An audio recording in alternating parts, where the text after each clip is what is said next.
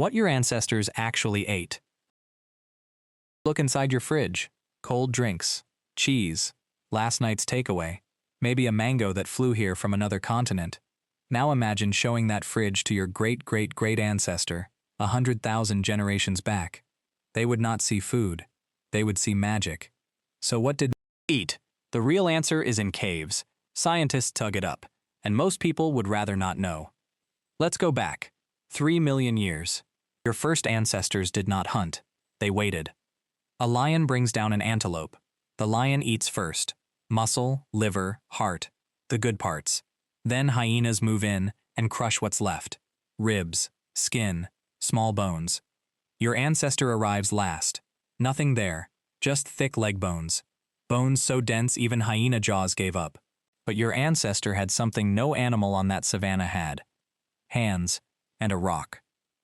They flaked stones into sharp edges, we call them Oldowan tools, and they smashed those bones open.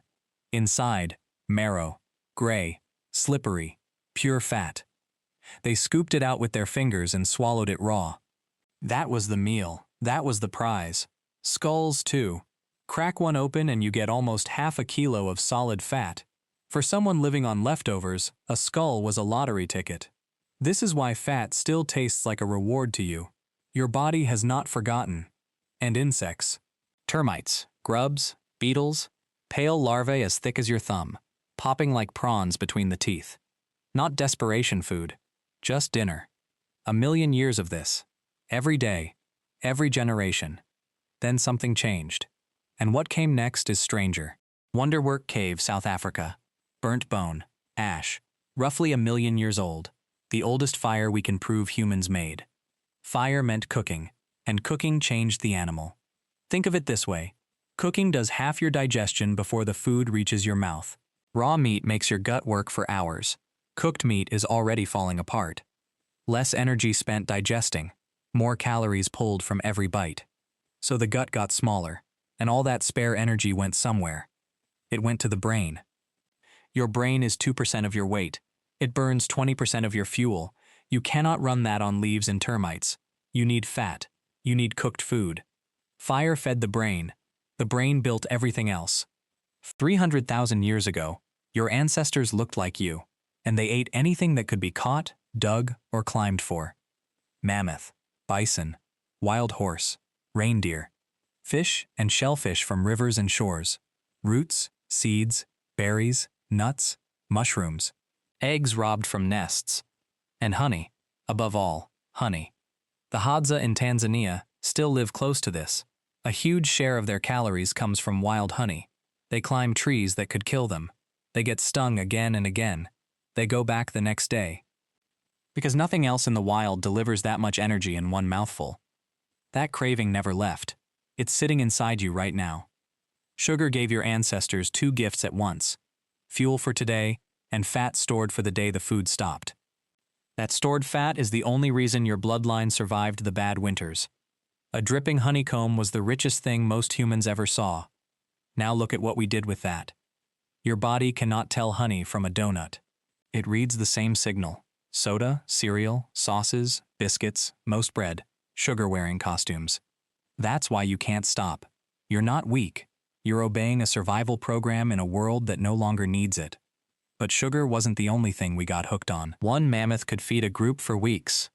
That's the part people miss. A big kill didn't just give food. It gave hundreds of hours nobody had to spend picking berries and digging roots. Time to raise children. Time to teach. Time to make better tools. Time to sit at a fire and tell a story. Meat bought us our free time. And your body still asks for protein like it matters, because once it did. Now here's the part we don't talk about. Somerset, England. Gough's Cave. Human bones, roughly 14,700 years old. The skulls had been cleaned, carefully. Stone tools, patient work, the face removed, the base cut away. What was left was the dome of the skull, trimmed around the edge until it held liquid. They made cups out of people, and the arm and leg bones were cracked open the same way antelope bones were cracked open 3 million years earlier. For the marrow, here's what makes it worse. They were not starving. The same cave holds horse bones, deer bones, plenty of animals. There was food. Researchers ran the numbers on how many calories a human body provides. Around 125,000. A bison gives roughly 600,000. A mammoth, millions. We were never efficient food. So it wasn't hunger. One forearm bone from that cave was carved with a zigzag pattern after the flesh was gone. That's not survival. That's meaning. That's ceremony. And Goff's cave isn't alone. Germany, France, Spain, Croatia, different times, different people, same marks on the bone. Across the world, for a very long time, humans did this to each other. And sometimes they did it because it meant something. There's more.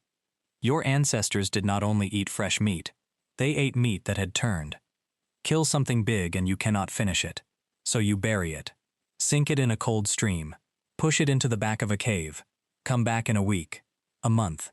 By then it's soft, and it smells, and it's moving with maggots. They ate it. Some researchers think they liked it better that way. Bacteria had already broken it down. Easier to chew, easier to absorb. The bacteria even made B vitamins their bodies needed. And you still eat this way. You just cleaned it up. Cheese, yogurt, sourdough, beer, wine, soy sauce, pickles. Every one of them is decay, slowed down and made safe. Your love of stinky cheese was not born in a French dairy. It was born on a savanna, over something far worse: fat, salt, sugar, richness.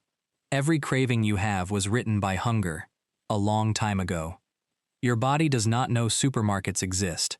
It knows one rule: eat what's rich, eat what's rare, eat now. Tomorrow there may be nothing. That's you at 11 p.m. standing in the fridge light, not even hungry. 3 million years of programming, still scanning. But the world it was built for is gone.